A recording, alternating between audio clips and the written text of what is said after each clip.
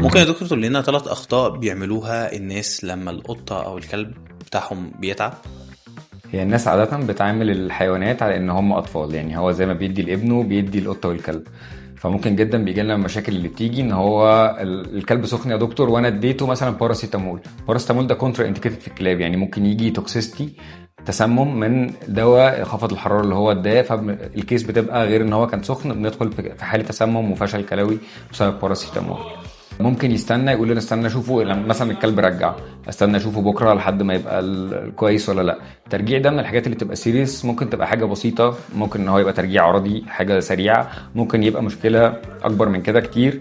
فيفضل ان هو على الاقل لو مش هيقدر يروح يكشف يتواصل مع دكتور يقول له لا انت محتاج تيجي او لا.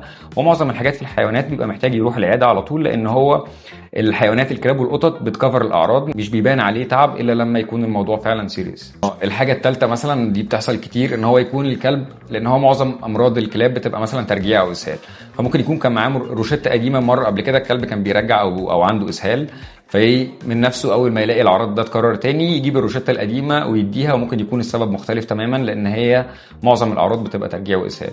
ممكن يكون كان واكل فورين بودي فادويه الترجيع مش هتنفع معاه. فورين بودي يعني واكل كوره، واكل خشب، واكل حاجات. ممكن كان قبل كده يكون نازله معويه، ففي حاجات تنفع هنا وحاجات ما تنفعش هنا.